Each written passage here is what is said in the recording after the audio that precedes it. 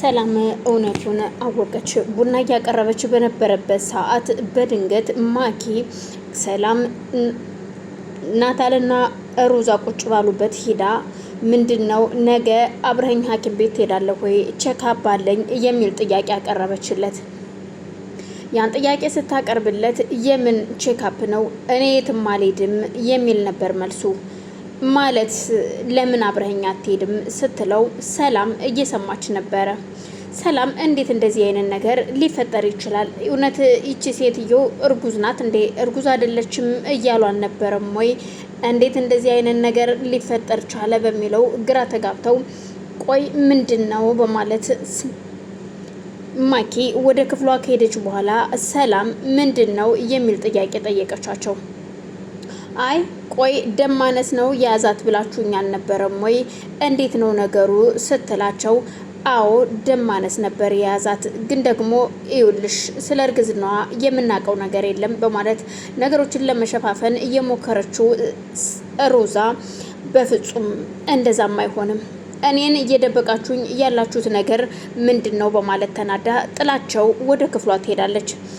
ግራ የተጋባው ናታልም ተነስቶ ምንድን ነው በማለት ግራ ተጋብቶ ስለነበረ ተነስቶ እሱም ወደ ክፍሉ ይሄዳል። ሰላም ወደ ክፍሏ ሄዳ ስለነበረ የሱ ክፍል እንዴት ለምን ሄደች በማለት ተናዳለች ብሎ ቡናውንም ሳይጠጣ ሰላም ጋር ኪችን ሲሄድ የኔ ቆንጆ ቆይ ለምን እንደዚህ አኮረፍሽኝ ሲላት ናታል አትቅረበኝ ስራ ላይ ነኝ አሁን ብቻዬን መሆን እፈልጋለሁ ስትለው ምን እያልሽ ነው? አዎ ብቻዬን መሆን እፈልጋለሁ ምንም ነገር አልፈልግም እኔ አሁን ብቻዬን መሆን ነው የምፈልገው በማለት ስትጠይቀው እሱ ግን ብቻሽን ትሆኛለሽ ግን ደግሞ ላስረዳሽ እኔም ብዙ ያልገቡኝ ነገሮች አሉና ለዛ ነው ሲላት በፍጹም ያልተረዳች በመሆኗ ቆይ አልገባኝም ምን እያልክ ነው? እንዴት እንደዚህ ሊሆን ይችላል? በፍጹም አሁን ብቻዬን ነው መሆን የምፈልገው አይ ካልክ ደግሞ እኔ ልውጣልህ ስትለው አይ ቆይ ተረጋጊና እንነጋገር ቢላትም ሰላም እጅግ ተናዳ ስለነበረ ጥላው ወታ ትሄዳለች። ሰላም ጥላው ወታ የሄደችበት ምክንያት እንዴት እርጉዝ እየሆነች አላረገዘችም ደም ማነስ ነው እያሉ ሸወዱኝ እና ታዳ ልጅ ያለው ባል ላገባ ነው እንዴ በማለት እጅግ ተናዳ እሷም ቆይ አሁን እናቴንስ ምን እላታለሁ ነበረ መልሷ ለእናቷም። ስለዚህ ያለኝ አማራጭ አሁን ከዚህ ቤት ወጥቼ መሄድ ነው እንጂ ምንም ማድረግ አልችልም በማለት ትናደድና ከቤት ወጣ እንደወጣች ለእናቷ ስልክ ትደውልላታለች።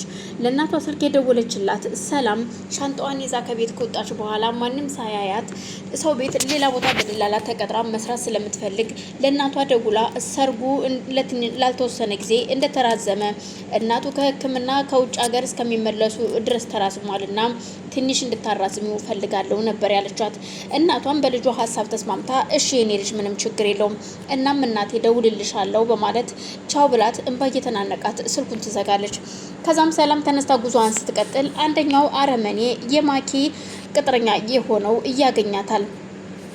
ምክንያቱም ማኪ ቤት ውስጥ ያየችው ነገር ሰላምና ናታል የሰላምንም መጥፋት ባዩ ሰዓት እጅግ ተደናግጠውና እየፈለጓት ስለነበረ ቆይ አንድ ተራ ገረድ ጠፋችና እናንተ ምን እንደዚህ ያደርጋችኋል ስትላቸው ምክንያቱም ማርገዟን ስትሰማ እንደደነገጠች አይኗን አስተውላት ስለነበር እቺ ሰላም የምትባለው ሴት እቺ መሆን አለባት ስለዚህ ሰላም ማለት ይችናት ማለት ነው አዎ እቺን ሰላም አግቼ ማናዘዝ አለብኝ በማለት ስላሰበች ለቅጥረኛዋ ደውላ እንደዚች አይነት ልጅ ወጣለችና ተከታትለ ጠብቀህ ይዘህ ጥራኝ በማለት ትነግረዋለች። እሱም ለገንዘብ ስለነበረ የሚሰራው እሺ በማለት ስራውን ለማካሄድ ሰላምን ይከታተላት ጀመር።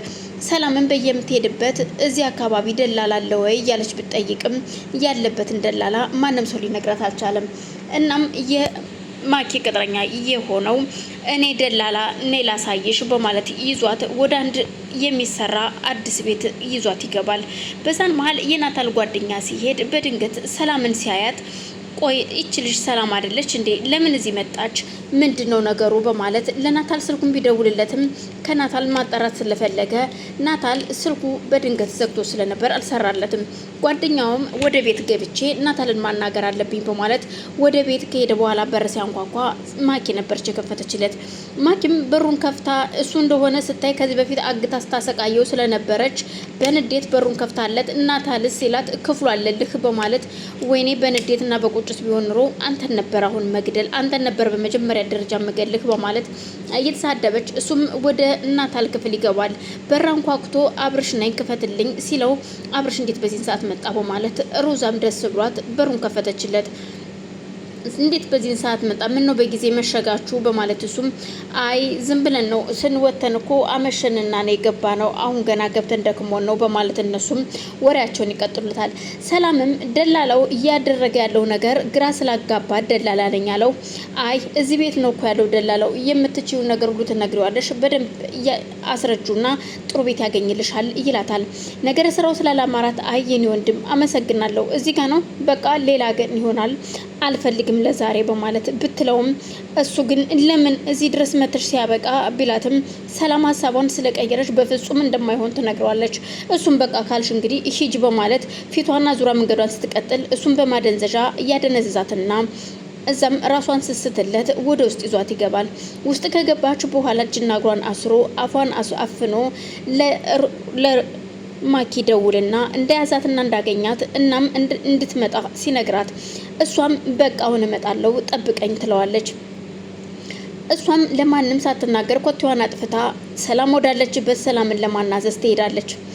እነ ሮዛም አሁን እሺ ምንድነው እንዴት በዚህን ሰዓት መጣክ ሲሉት ቆይን የምለው ሰላምን የሆነ ቦታ አገኘኋትኝ ማለት ሰላምን የታገኛት